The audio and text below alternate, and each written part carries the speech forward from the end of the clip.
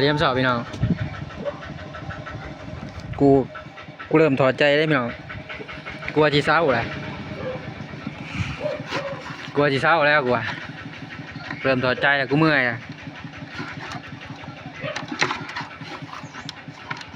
เพราะกูเริ่มถอดใจแล้วนี่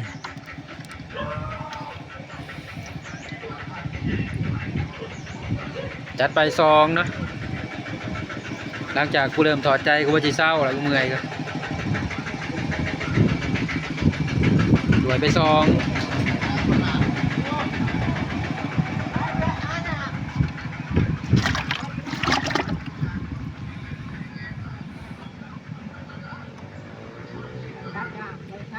ถอดใจนะ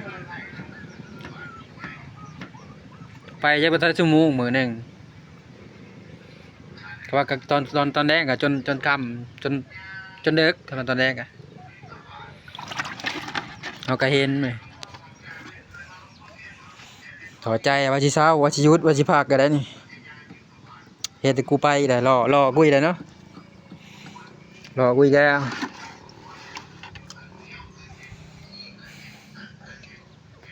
สำนีได้พี่น้อง